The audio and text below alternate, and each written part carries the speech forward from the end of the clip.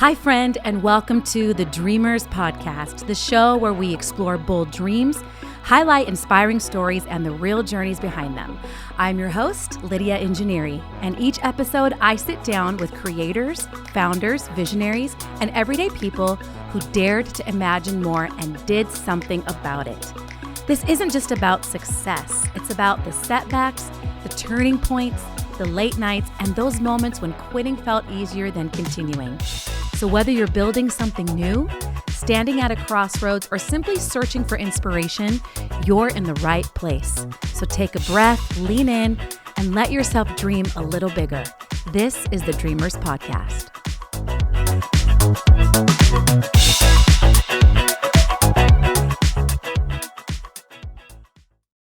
Well, hello, everybody, and welcome to the Dreamers Podcast. I am really excited about today's episode because I have the incredible Zoe Zimmitti with me today, who you will be hearing from here very soon.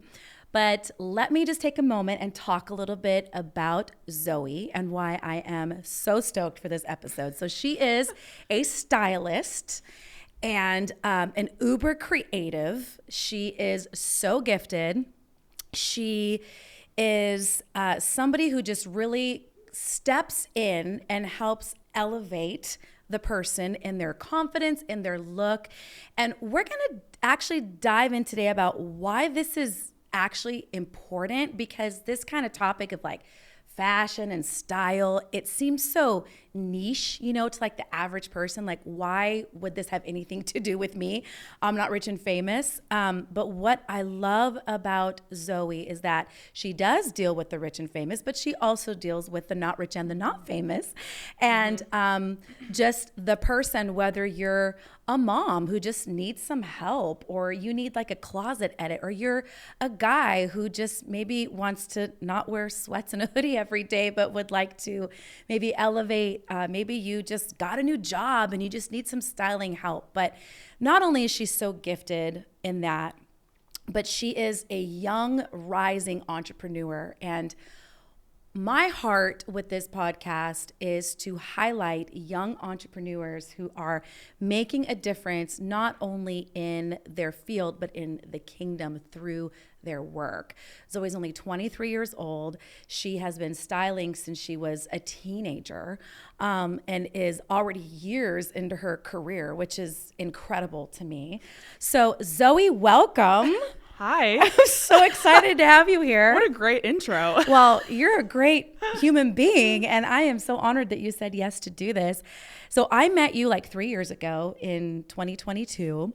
And how we met was because I was about to record my worship record. Oh, yeah.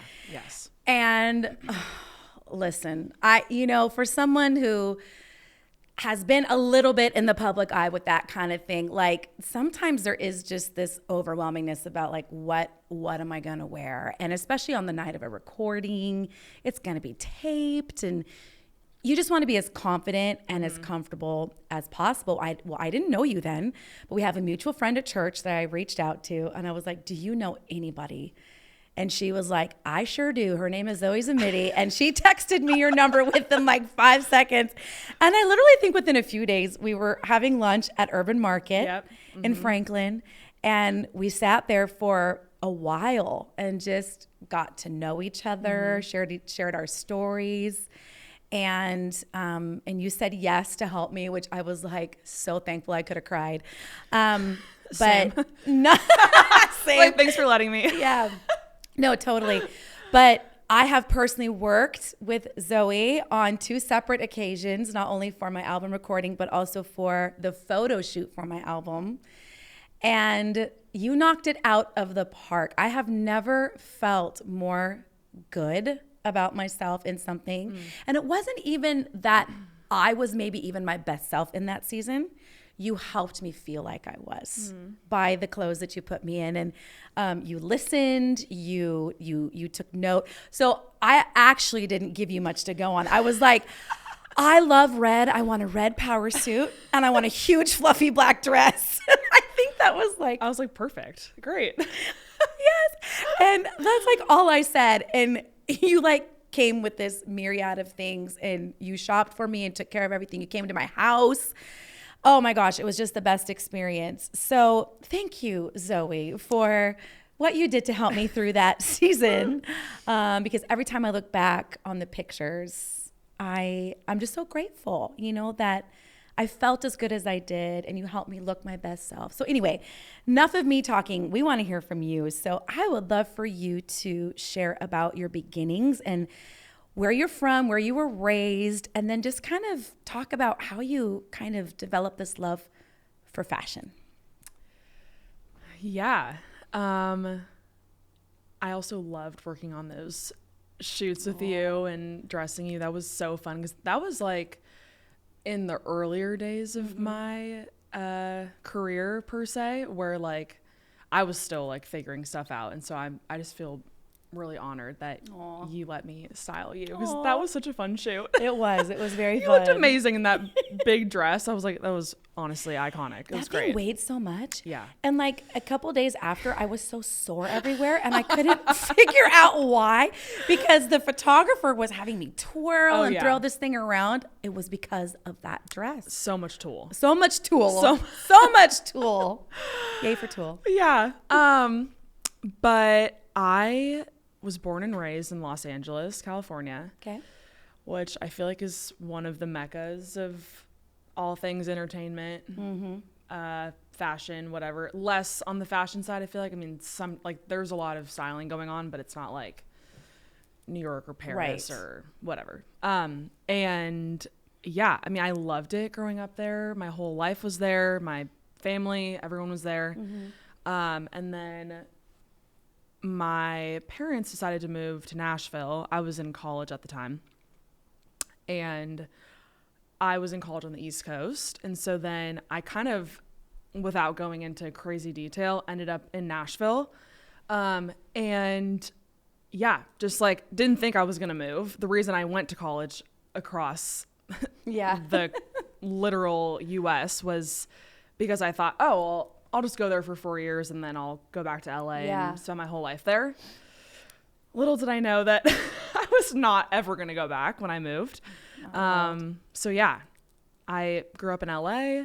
I honestly have loved fashion for my entire life. Like, I think like it wasn't anything I like developed. Like, I think I was literally born with like a love and a desire to be in that world. My mom and my grandma talk about this frequently, but they're like, you were like 4 and we would be getting dressed and we would be like, Zoe, like, does this look good? And I'd be like, no, or whatever. And then pull something else for them. And then they'd put it on and be like, wait, I'm so confused. How did a 4-year-old actually make my outfit look better? Wow. Oh my gosh. I know. I'm like, I wish I could have like met my younger self. Like, that would be so cool. But anyways. Now, did you think that you were stylish when you were younger? Okay, when I look back at photos, I'm like, whoa, what was happening? Mom, why did you let me go to the house like that? No, literally. But I feel like it was always something I loved. Like, literally, if you were to have asked me what I wanted to be, probably from an age where I was honestly like very conscious about stuff, like I would have said fashion designer. Like, there was literally not a shadow of a doubt that I was going to be a fashion designer. I was like, yeah, of course. Like, I like learn how to sew, and I would probably sketch like every day. All my books growing up were all fashion stuff. That's awesome. I mean, it was actually crazy. That's like all I wanted to do growing up. Yeah. So. Wow. That's amazing. So, okay. So now you're in Nashville. Yes. And so what got you into styling? I feel like there's usually 2 different versions that I tell of this, but for the sake of this podcast, it was God, honestly, because I had always wanted to be in fashion. And then I kind of got to my maybe middle of high school and I started to have a lot of doubts. I was going through personal stuff, which like affected the way that I viewed myself and different situations in my life. That honestly caused me to have doubt, like whether or not I could survive in the fashion industry. Because I knew from that age, like, it was not going to be an easy task. Like, the industry is fairly dark per se, where it's just a lot of it is, there's just a lot of, it's a lot of self things, a lot of self-image. And I think as someone who had struggled with that, I was like, I don't think I can like put myself in that industry if I'm also going through something like that. Yeah. And so I kind of like went on a different path and ended up going to school for engineering. Okay. Which was interesting. And because I like loved math, and I was like, oh my gosh, I'll just be an engineer. You loved know? math? Wow. Yeah. That is, I so rarely hear that. I did. I was so bad at English and like writing stuff. And I was wish like, I loved math. Well, math is like A + B = C. So perfect. Is it though? Is it that simple? Because I have 2 freshmen at the same time, and it just, no, I don't think it's just that, but okay. Maybe for your brain it is. Literally. I don't know why. It just like came easy to me. In the world, A + B = C. Okay. No, so I just like was like, well, I love it. I guess that's another thing I loved. Yeah. So I just was like, I guess I'll go to school for that. Wow. So then I went to school for that.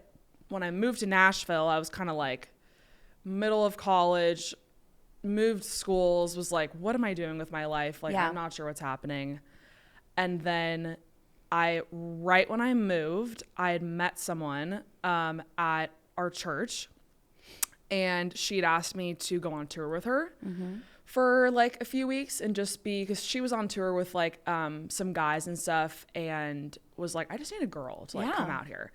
Perfect. And we were I was in school at the time, but really was doing a lot of school online. And so I was like, totally, I'll absolutely come. So I went out there, met her in like Cincinnati or something, and just like went across the country with her for a few weeks. And she ended up being like, you have great style. Like, would you ever want to style me for like a music video or something? And I was like, I do not know how to do that. Like, I can dress myself, but like, I don't know what to do. And so it was kind of like one of those things where I said yes. But it was, when I said yes, I was like, oh, I forgot that this is what I used to love and like used to want to do. And so it was almost like her, and I still tell her to this day, I'm like, if it literally wasn't for you asking me to style you, and I apologize. I'm like, oh my gosh, I could have done such a better job on you because I had no clue what I was doing. But like, if it wasn't for her, like I probably would not be doing this because it was like fear that was keeping me away from like stepping into what I was called to do. Yeah. Isn't it amazing how powerful a yes is? Yes. Like, even when you literally feel like how you felt, like, I'm just going to say yes because something within me is telling me I need to do this, even though I feel ill-equipped, even though there was a part of you that was like, I don't know what to do, but yes, you know, and the power in an invitation. Yeah. Like whoever this person was, and just having that confidence to just see something in you and pull it out of you. Yeah.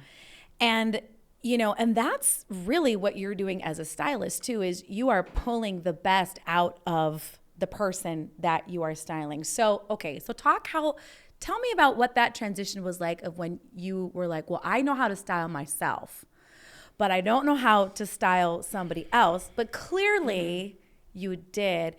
Were you just afraid, or was there just a moment where it just clicked and you're like, I can literally see what would look amazing on this person because of their personality, because of their body shape? Yeah. Like, what's that like? So for me, I had a misconception as to what being a fashion stylist was. Okay. I just thought, oh, you just put clothes on people's body. Super simple, whatever. Little did I know the intricacies and the multiple steps and like actually like the business behind fashion and like fashion styling, and like how much goes into creating a look or sourcing a look for someone in a music video. Yeah. Like the first look I did, I was like, well, I guess, okay, so I have to buy an outfit. I don't know if it's going to fit her. Yeah. So should I go to Goodwill? Like, what's her, like, but I don't know if I can, like, I don't want to buy something and then return it. And like, what, even though that's like the entire business, I had no clue. Wow. But like, there's just so much that I didn't know about. And so after I styled her thing, her music video, I ended up interning for a few celebrity stylists in Nashville for probably about a year and a half, 2 years. I literally worked for free.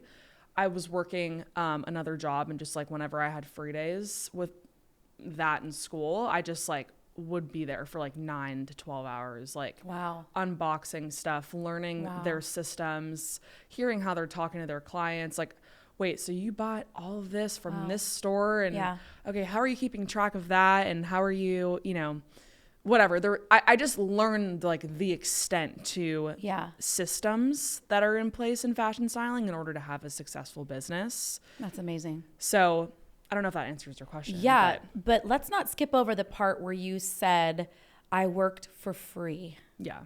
Okay, talk about that, because there are a lot of people out there that aren't willing to do that.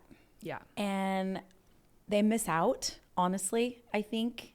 And it's not that we don't, you know, the laborers do their wages, but when you are so desperate to learn something, I feel like you'll go to desperate measures to like do what you need to do. And sometimes that includes just showing up without any expectation and just, I'm literally here for my own learning, whoever will accept me and receive me and give me an opportunity. So let's marinate on that for just a second. So talk to us about why you did that. Yeah.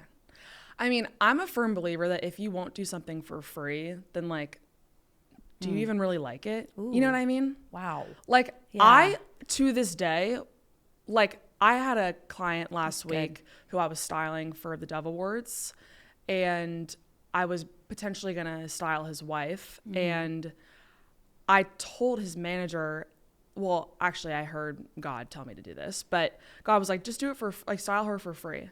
And like, I'm like this far into my career and I'm still doing that. I'm like 100%, like, wow, because I love it. Like I would do it for free. And like, honestly, my grandfather used to tell me, if you do something that you love, like you won't have to work a day in your life. And that's how I feel like with fashion. So for me, like, obviously it doesn't mean I like loved every second of working for free.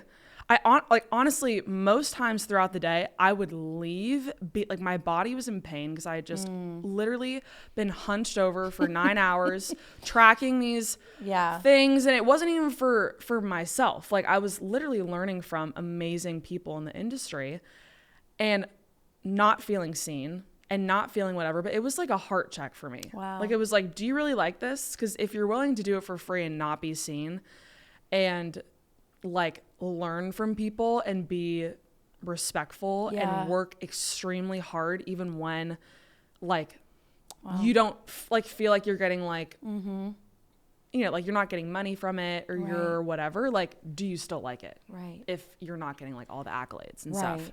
Absolutely. And just knowing that even doing that, you're doing it unto the Lord. Yes. And also, you know, bringing the kingdom of God into this because you are a Christian and you do this for, you know, ministry as well. You know, like every one of your clients, you are, you know, you're ministering unto them by the way that you treat them, serve them, help them, and just your ethic. And so talk to me a little bit about how ministry plays into this career for you. Well, I think it's like, there's so many ways to go with this, but like, if it wasn't for God bringing this into my lap, then I wouldn't be doing it. But it also was like my part as well. Yeah. Because like, God can give you signs and God can give you words and whatever. But if you're not willing to step into it and do the work, then I think he'll just give it to someone else. I agree 100%. You know? Yes. So it's like, I don't want to miss out on like what God's doing. Yeah. And so I said yes, even when it was hard, and worked for free for 2 years, and also worked a retail job that I loved. But then even in like the hardest times, like, you know, taking out the trash and being like, why am I still working here?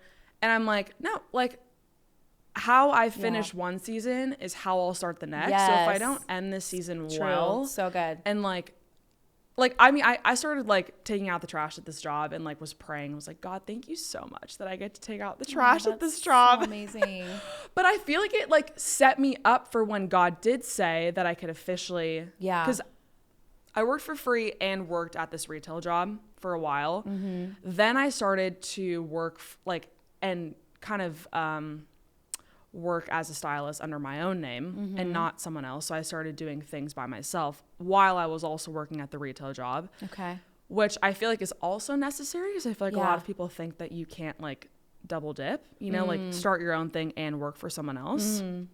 But I worked at like an amazing retailer who like, like they were like, wait, when's your next shoot? Like it was like, they were so supportive. And then after that, probably a year-long season, then God allowing me and like almost like lifting like this grace to not work there anymore and like really trust, because it's also scary like when you have like fixed income coming in and then you're like, oh my God, now I'm gonna be fully freelance, and then you don't have fixed income, and then I don't have fixed income, and I'm like, everything I get is from the Lord, you know. So like things like that, I guess, is I guess really just like a form of ministry and just like learning that. But I feel like my job in general, I'm with people in their most vulnerable state. Like we don't really know each other, but you're getting undressed before me and we're just going to make you look good on this photo shoot. And there's, I remember thinking that when you I'm like, hey, like, nice to meet you. Can you try on this dress? And it's kind of like here, like, I'm like, trust me, it's not weird. Like it's, you know, whatever, like it'll be fine. Like I'll turn around, like, you know, it's like, but it's like, you get like this, like, closeness with someone. And like, you just get to be really close to people really quick in this industry. And it's like, people trust you with their visions. Like, for example, you had this vision of what you wanted your album to be, what you wanted your recording to be. And you were like, here. And like, that's like scary as like from creative to creative. It's like, oh my gosh, I hope this person gets this right. And like, that translates from me working with you to me working with like other celebrities, or even just like a mom who's like had 3 kids and is like in her postpartum stage and is like, I don't know what looks good on me, help, like whatever.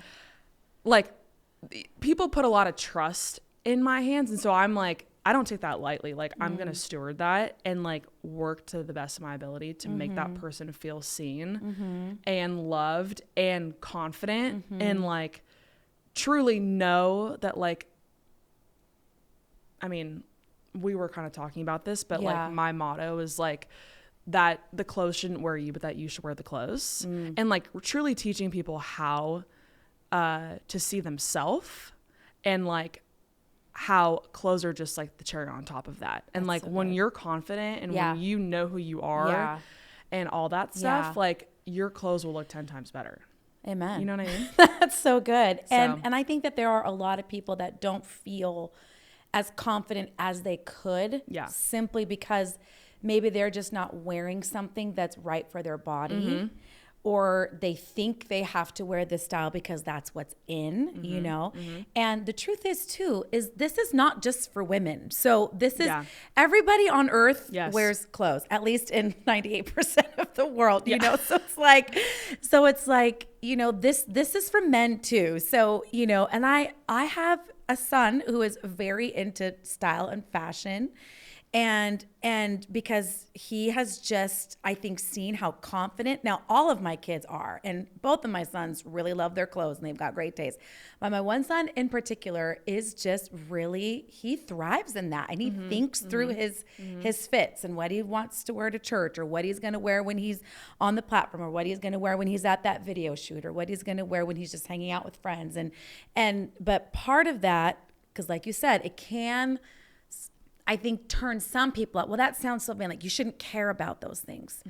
But the thing is I feel, and I know you feel this way too, is we should care about the way that we present ourselves, how we carry ourselves.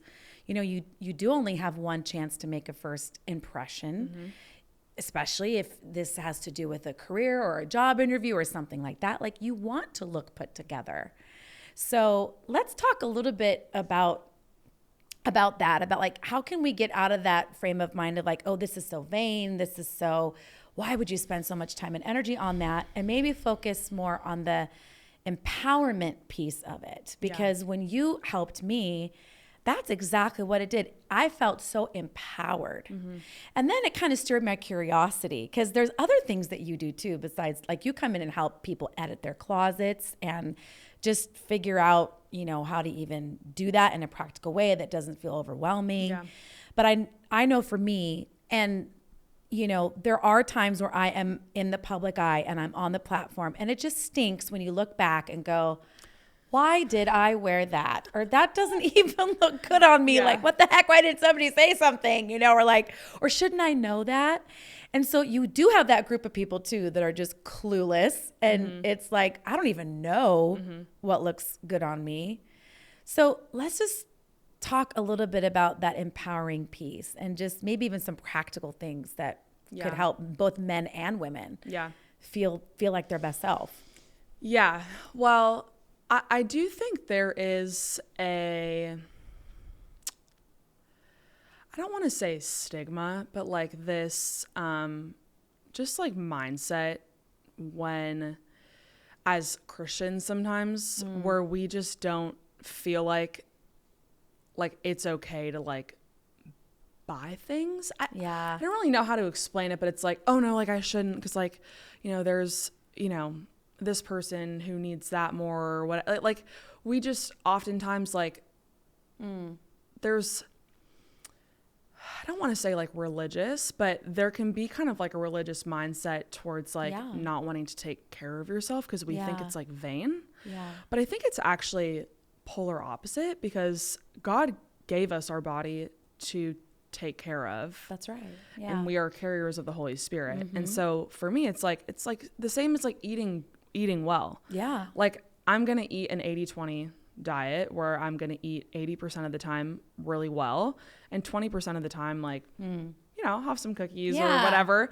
But like, that's how, like, we should take care of our, like, our outer appearance is equally as important as, you know, like anything else. I feel like. So for me, that is really important. And I think it's actually not vain at all to care what you look like, and to actually invest in yourself and invest in your closet. And I think there's a level to which you can do that, because some people have like serious shopaholic addictions and like never feel satisfied, or, you know, like they always want something new or the next thing or whatever. And I think that is something to be aware of. But I think if you're refreshing your closet once a season and you get a few things here and there, I'm not saying you need to go to Louis Vuitton or YSL to like refresh your closet to look presentable. But I think you can go to Zara, you can go and like, you can even do like a clothing switch with friends. That's right. You can do things like that where you're like, or you could go through your closet, sell some stuff on Poshmark, make money, you know, like, and then buy some new clothes for yourself. Like there's so many different ways, but I think it's really important how we present ourselves to people, because that's how, sadly, a lot of people like, that's everyone's first impression is like how you look. Like I'm not gonna be like, oh, like if I just met you, I'm not gonna be like, Lydia's heart is so amazing. Like after we hang out and I hear your story, I'll be like, oh my gosh, she's the most amazing person ever, and like also cute outfit. But like most important, like it is first impressions that sadly is like a lot how a lot of the world operates. And so I do think it is important. But also I think without like the empowering piece of what you were talking about, like without knowing who we are, I think anything we wear and anything we do is like, it's not going to satisfy us. Correct. You know? And clothes should never like satisfy you. Like for me, if I'm wearing sweats and a t-shirt to work one day, I'm like, this is amazing. But then if I'm also like, you know, getting dressed or whatever to go to, you know, something else, like, you know, an event or whatever, I'll also feel like this is like, I feel amazing. But truly, like for me, it's like my relationship with God and like allowing God to tell me who I am and me stepping into that is ultimately going to make me feel the best. And then the clothes are just like, I think I said this earlier, but like the cherry on top. The cherry on top. Yeah, absolutely. Talk a little bit about, you know, again, so many people think fashion is only for the rich and famous, and just, you know, many of us live on a budget and we don't have, you know, I can't add $1,000 worth of clothing every time I see something, which most people cannot. Yeah. But you also said something about how most of our closets are full of a lot of clothes that we don't even wear because we think we have to have it, or, oh, that's cute, or I'll wear it for this one thing.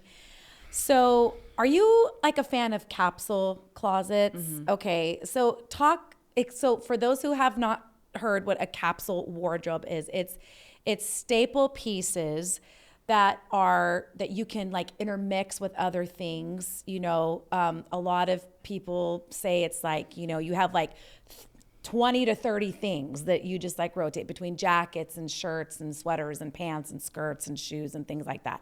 And it's more simple, it's more minimalistic, but it sure makes it a lot easier, I think, sometimes to choose what you're going to wear. And especially like if you know your style, like I've discovered about myself, I just tend to like classic looks. I tend to like neutral colors. I love color, but I don't tend to lean into that. If I'm going to pick, like, it has to be like a really special thing, or if I really like want to make a statement, but I like neutrals.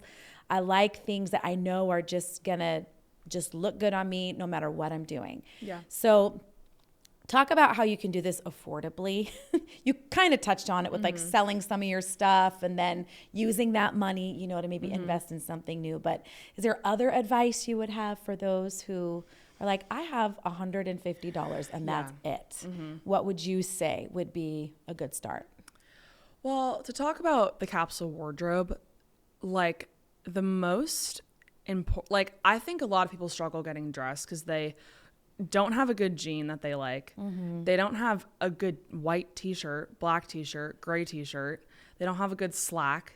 Like they don't have a good white sneaker that they love, or a sandal or whatever. And they're struggling to put together these pieces because they're missing basic fundamental things that are honestly like the backbone to outfits. There you go. If that makes sense. Oh yeah. So like for me, I wouldn't buy anything new until you have those things like set in place, because a lot of times I'll have clients be like, well, I just don't know what to wear this with, like whatever. And it's like this $500 jacket that they bought and it's a statement and it's amazing.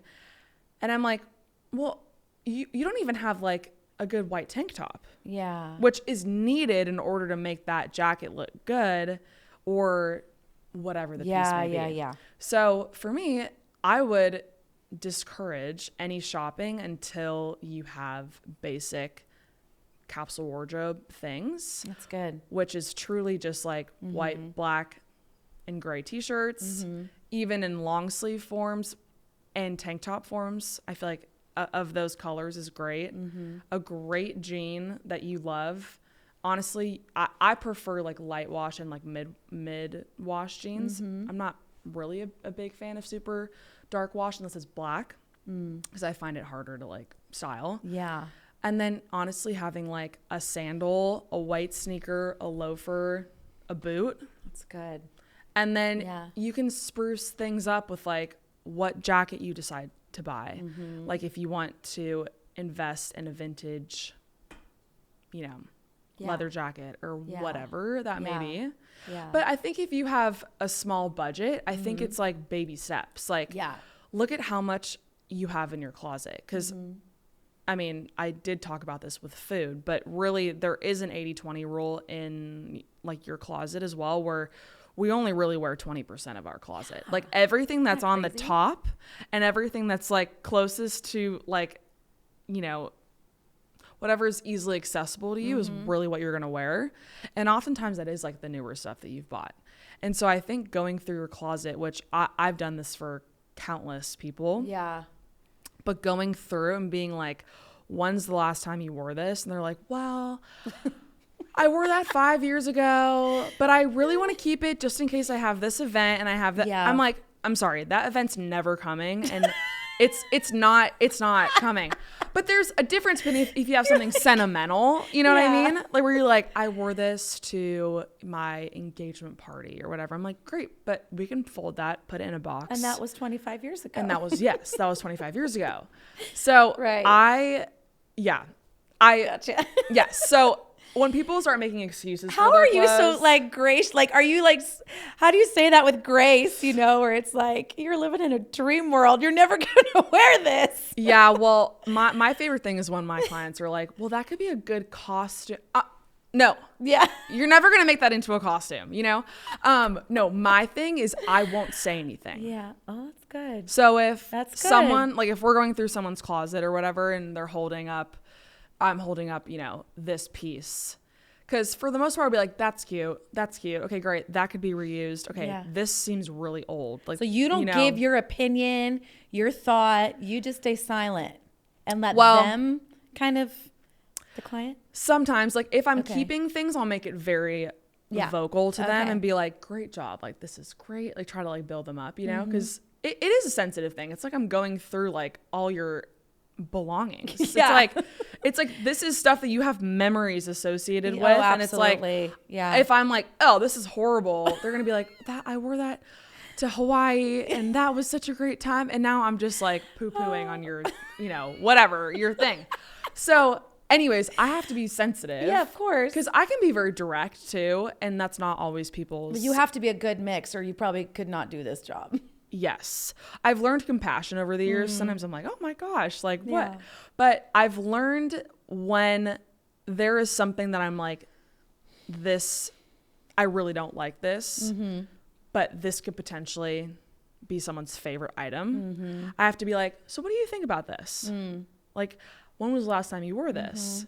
How do you feel when you wear it? Why are you keeping this if you want to keep this? Like, do you think you're eventually going to fit into it? Or do you eventually want to wear that again with another outfit? Like, what is the purpose behind this? And I'll try to ask them questions. That's good. Like, kind of coach them through the process. Yes. Yeah. Because a lot of times then I can teach people how to do it for themselves. Yeah. Because I think that's like also a good business model is like not like obviously I would love for people to keep hiring me to do that. But like, I do want to empower people to be like, you can do this by yourself too. Like it is easier when someone's telling you what to get rid of and what to keep. Yeah. But I also think there is a way to think about stuff. Yeah. Where it's like, yeah. Well, different questions. I definitely learned when I worked with you, especially about that. Like, what does this mean to you and why are you holding on to it? You know, so that is a very important question. So is it hugely different, which I think I already know the question to this, styling men than it is women? Yes. Okay. I love styling men. It is it's so much easier. Yeah. For me. Well, clearly. Yeah. Like us women are complicated. Yeah. I love styling women too. Yeah. I think it's so fun. But men, there's just this like ease about it where like they just are fully like, whatever you say. Yeah. I will wear that. They just and I'm put like, their trust perfect. Put your trust in Zoe. Yes. And so I really enjoy that because I think I can have a little bit more freedom sometimes. And that trust does build over the course of a relationship with a few of my like female clients where they'll be like, oh my God, anything you want. I trust you. Like, but it does take time because I feel like women think about getting dressed more frequently and men, like their whole closet's pretty much a capsule wardrobe. Yeah. Unless they have like streetwear style or, you know, like other things that they, you know, are interested in. Sure. But women, there's like, we can wear pants or skirts or shorts or a mini skirt or capris, or we can wear a dress or we can wear a blouse and this. And there's like so many different combinations. Much more intricate. Yeah. Yes. So there is a difference. But it really ultimately is just speaking to the heart of that person and like figuring out what they want and can't make happen and like bringing that to life with them. Yeah. That's so good. That's so good. What are like just some practical tips? Just because you did start this so young and the Lord brought you into this so early and just has really propelled you forward into this in such a beautiful way. So obviously there is a business side of this to you as well. It's not just ding dong, I'm here at your house with all these things. I mean, it is a lot to manage. And you haven't even really talked about that, about, somebody tells you what you want and then you then are shopping for that person, which, oh my gosh, shopping takes, in my opinion, so much time and energy if you're going to do it right. And finding the right thing. And then having multiple sizes and options. I know when you came to my house with all the selection, there was multiple sizes, there's multiple brands. It was like, and which, Tom showed me how good you are because you had a selection knowing that might not work for you. She might not like that. And then you have all the returning and like all this, like that part just sounds like it'd be a little overwhelming. How do you manage that? And do you just have any words of advice, just for young entrepreneurs on maybe just like being organized and just, I don't know, just like what have you learned in this? Styling is interesting because you need to be both type A and type B. Okay. Like I was born type A out of the womb, like super organized, very orderly. Everything is on time. Everything is, just color, I love that kind of stuff. But I've also had to learn to go with the flow because everything in this industry, I won't find out about an event sometimes until like 3 days before. Does anything go as planned? No, nothing. I'm like, how do you even prepare? Nothing. Or it's like, oh my gosh, I got them 20 things and nothing works. And now they have to be ready to go to a red carpet in 2 days. And I need to figure this out. Like, or this doesn't fit them. I have to call this tailor and I have to drop it. Like there's so many more things besides like, oh, we got this straight off the rack. And when that happens and it fits someone, it is, oh my gosh. I'm like, you're yes! hearing the angels sing. Yes, literally. I'm like, this is the best day ever. But it truly is so much more businessy than I thought, which I actually love because I feel like when I was interning, no one really told me like the extent to business that I had to learn. So it's like keeping track of all receipts. Yeah. Being organized with every single job, making sure I track all my jobs because now I'm at this point where I'm like, oh my gosh, I forgot to invoice that person. Like, and it's been a month and I'm like, it's kind of crazy to think that like, I wouldn't be like tracking down my money, but I just forgot. Like, I'm like, oh my gosh, I didn't get paid from that. Yeah. So then it's like having all that organized and like having Excel spreadsheets and making sure and like even learning how to like track down every item that someone purchased from the day of a shoot and then figuring out what to return and like, having to track down return, like just there's so many things. I can only imagine. And honestly, if I were to really tell everyone about it in depth, people's mind would be like, what is happening? Because like people hate doing returns in general. Imagine doing it for a living. Like I would cry. Crazy. And like honestly, I have a grace over it this season. I'm just like, perfect. I get to go like do these things and whatever. And like I know the Green Hills Mall in Nashville, like the back of my hand. Probably be blindfolded and know where everything is in that No, place. I literally texted my friend. She was like, I'm looking for a leather jacket. Like, do you know where I can find it? I'm like, go to the right of the register at Zara, third hook on the left.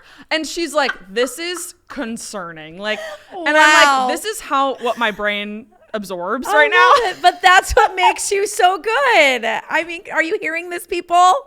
Like she could tell you exactly to the inch where to find where this item. Is. This is crazy. It's crazy. Wow. So, and I'm even like, I'm never not learning. Like yesterday, I probably had one of the best days ever since starting my career because I realized how much I didn't know and like I'm honestly stepping into like a more in-depth season in styling where I'm learning like now how to like design things with designers and like work with certain tailors to custom make suits for clients, and like learning how to reach out to like PR and like showrooms and pull things from designer collections, like whatever for client. And like there keeps being so many layers, and I'm like, when am I ever going to reach the bottom? And I don't think I ever will. And I'm happy about that, because that's amazing. It's really cool, and I get so pumped up about it, because I'm like, it just is a reminder, like, this is what I'm supposed to do. And it's cool, even though it's really hard. Yeah. Like, it's also just like inspiring that I keep getting to learn. And I think something for like young entrepreneurs is like, even when something's hard, even if you feel anxious, even if you feel stressed about something, it doesn't mean that God's not in it. Come on. Because I thought, that like, oh so my gosh, true. I'm feeling so stressed about this. And I'm like, God, like, must not be in this because I'm feeling stressed. I'm sorry. Like, that's just called working hard, and you don't know everything. And like, you need to figure it out and like be uncomfortable, because I love being comfortable. That's good, Zoe. And I'm like, oh my gosh, like, God's like, girl. Well, and that's for anybody. Come on, let's just be real. You know, when things get hard, you know, we just want to give up. And it's like, listen, it's in the hard that you discover, number one, what the heck you're made of. Yes. And some of us need to just figure out that we've got some grit and we've got some smarts. And until you face that challenge, where it's not always about everybody telling you what to do. Yes. You are going to have to figure things out on your own. And even if somebody does say, this is my way of doing it, that might not be the best way for you, nor, especially if you're a Christian, what God's wanting you to do. Yes. And I know for me, like, especially like in this last year and a half with what I've entered into, it has been a completely new world. I mean, y'all, I've been living for the Lord since I was a child, and have, you know, walked with him pretty much almost every day of my life. But I have been in a ball, in a heap, crying more the last year and a half than ever, because I didn't know what to do. And it's like, you are never not going to have that. And I guess, I mean, I'll be as bold as to say, if you're not having times like that, I would challenge you, what are you doing to grow in your job, in your career, in your gift, in your space, wherever you are, because it is really the only way to grow. And, you know, some of us face that with like, come on, bring it on. I'm going to just buzz through this. Totally. And not all of us are like that. And that is totally fine. But it's in the fire that, you know, you get tested and you like, get stronger. Are you a threat if you're not actually like experiencing those things? Because like for me, I'm like, why am I going through this? Like this year, I've probably had more anxiety than I've ever had in my entire life. Like I never really struggled with that. And I don't think it's a coincidence that I struggle with that, as I have done. This year in styling has been absurd. Like I've done so much stuff that I've always wanted to do. And like, it just, like, I'm like, oh, okay, so that makes so much sense why I was so anxious or why I had this panic attack or whatever. Like, it wasn't like, because I'm becoming more of a threat now because of like the territory that I'm stepping into. Sure. And like, I've actually overcome that. Like, I don't think God wants us to live with that. Yeah. And I think there was a lot of things I learned about myself, about like control and like not fully letting God into those things that like caused those things. But I think like, I knew that I thought that I was doing something wrong, but when I look back, I was actually doing something right because I was actually truly stepping into like what God wanted me to do. And I read this book earlier this year called Living Fearless by Jamie Winship. Changed my life because it talks, without going into crazy detail, about your identity in God. And first and foremost, we are daughters and sons of God. Yep. So we're royalty, essentially. Yes. But this book talks about what our identity on earth is to accomplish through Christ or with Christ. And because like Abraham, well, he went from Abram to Abraham when this happened. But in Genesis, I think it's, it's in Genesis. Yes. I don't want to say the wrong Sure. chapter, but where God tells him that he's going to be the father of many nations. Yeah. Like Abraham's already a son of God. Right. But then he spoke a name and an identity over Abraham, which is the father of many nations, which was when he was in his upper 90s, if not hundreds at that point. Yeah. And he's like, we don't even have kids. Like, how can I be a father of many nations? And he's like, God's like, just trust me. Like, I will allow this to come to pass. And of course, you know, they have sons, and like, it's just like God made that happen. And I think for me, after reading this book, God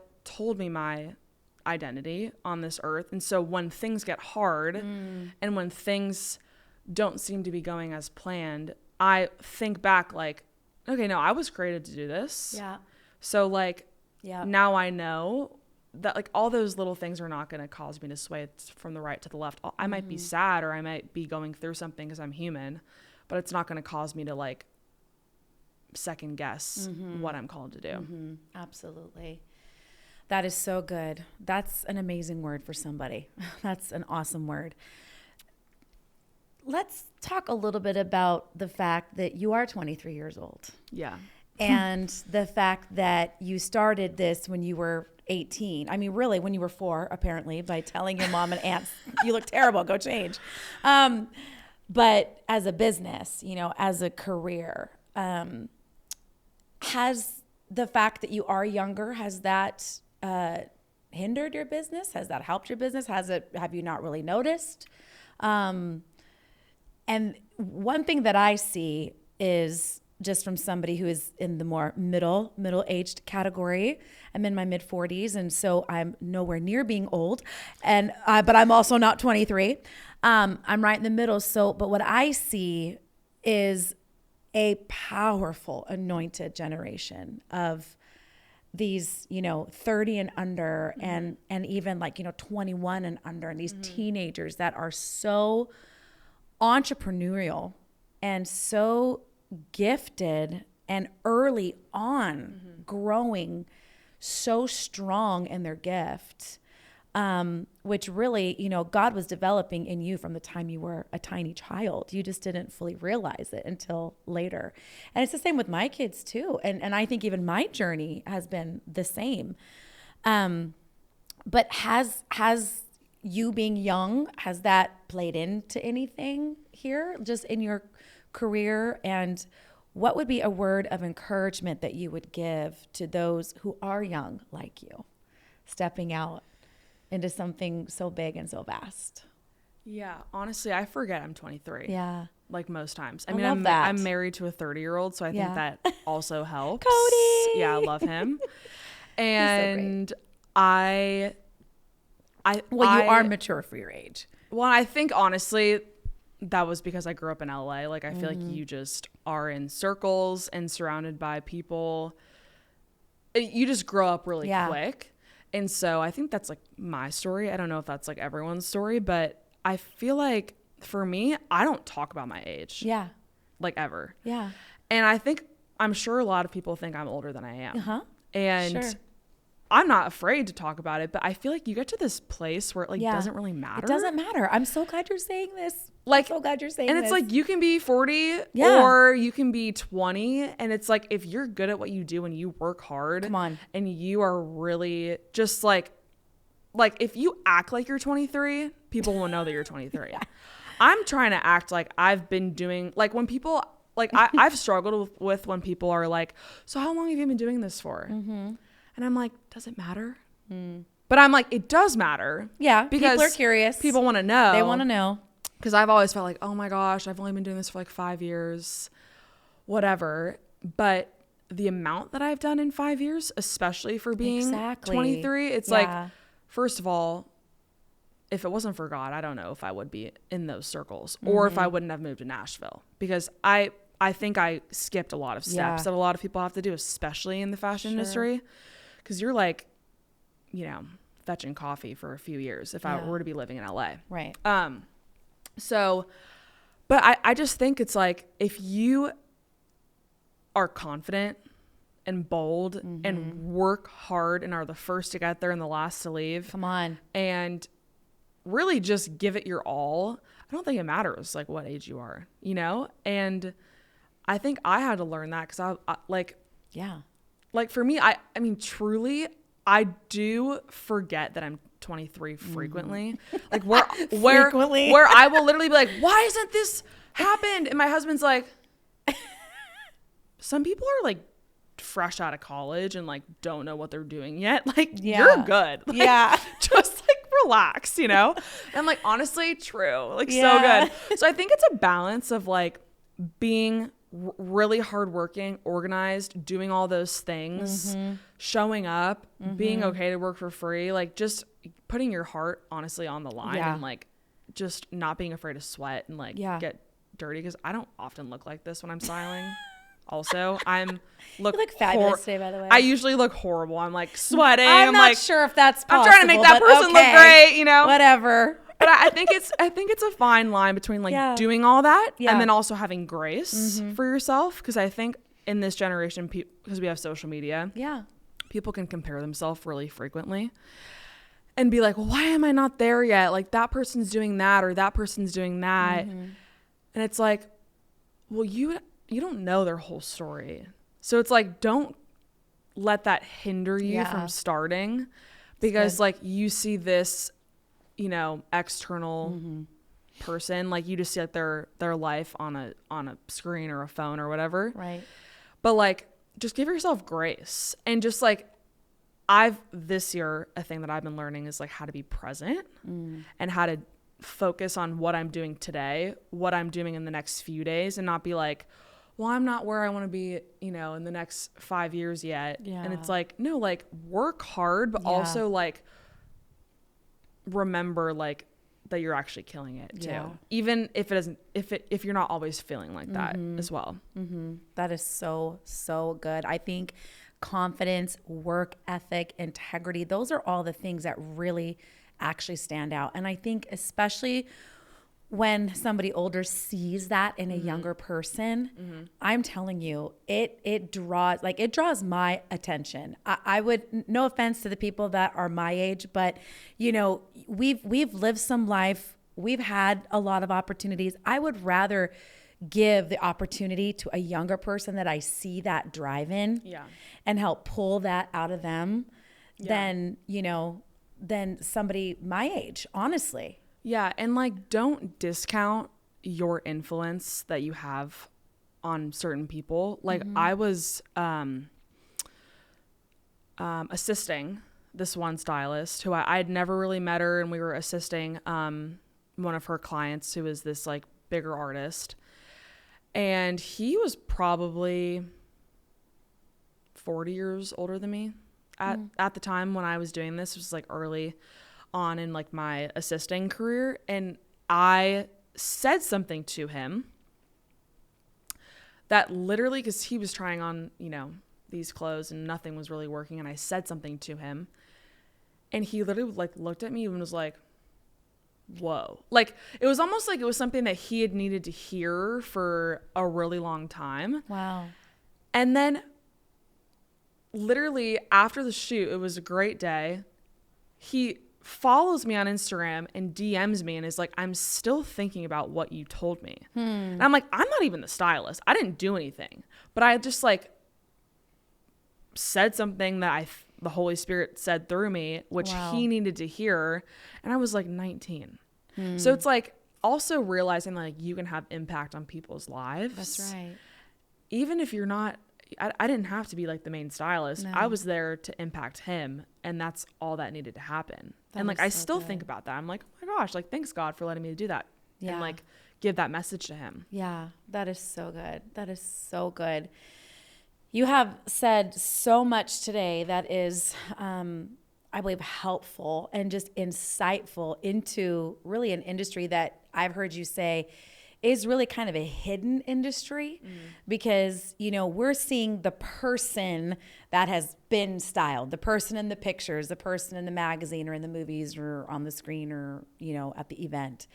But to understand what really goes on behind the scenes and is just really wonderful. And just to hear that it can have such a profound impact on a person. As we kind of start to wind down this conversation, which has been so fun, thank you so much for this. I would like to ask, what are you dreaming about now? And what is something that you would really like to accomplish in your career? I feel like I'm kind of living it at the moment. Like I am currently in the process of being obedient and designing my first brand.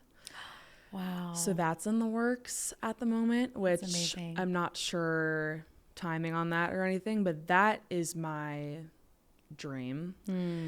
I love styling, and I probably will do it forever. But fashion design and like bringing life through clothes is really inspiring to me.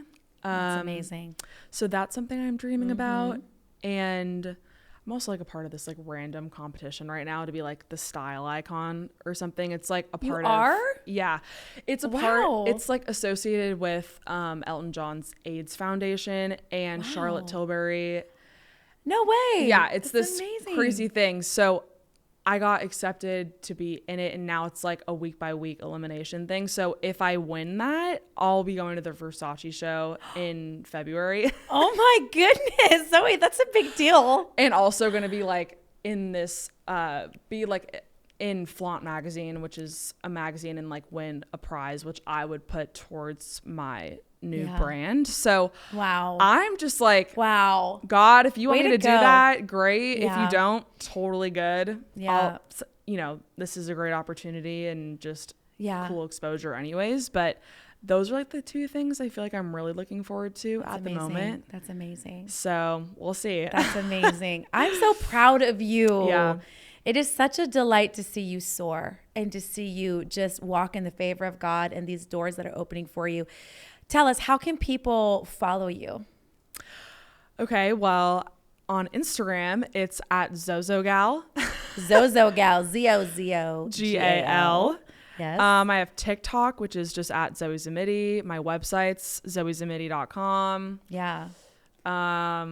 Any fashion questions or inquiries available on there at the contact page. Yeah. You're doing a great job with your social media too. She has this very fun thing that calls it Fashion Fridays. Yes. Where you can just dump all your questions. Free styling advice. Yes. Free styling advice. Yes. And she has got good advice, I'm telling you. And you can just like go on there and like dump all your questions and she will respond and answer. It is so great. It's fun. So great. Zoe, I just want to thank you for being here today, for, again, just being a light in this world, for helping us understand the importance of what you do, and even just distinguishing between good stewardship of our own selves and how, yes, the man does look at the outside, but God looks at our heart. And that is the most important thing, is keeping our hearts right before the Lord. And I know that those of you who are listening to this or maybe watching, hopefully you've just been inspired to even just explore this more for your own self. Maybe it's just inspired you to take a deeper look at your closet and be like, is even what I'm wearing fitting me properly? Or is this even really something I like, and just even thinking through things and just being intentional. We are his workmanship, created in Christ Jesus for good works, that we should walk in them. And not only walk in them, but walk in them confidently and boldly. And part of that, like you already said so beautifully, Zoe, is your identity always rests in Christ. And that freedom that comes from that. And I hope that we all, myself included, will continue to have fun exploring just who we are creatively, even with our clothes and our outfits, our homes. Something for me, I love to decorate. I think it's so fun. Yeah. And just to have that expression that comes from the Holy Spirit that inspires us to live this way. So thank you, Zoe, so much. Yeah. It was such an honor and privilege to have you here. It was so fun. Thank you for having me. You're so welcome. Until next time. Well, thank you everybody for listening today. And you can follow Zoe. Go check out her website. Follow her. She is amazing. You will be inspired. Join us next time for our next episode.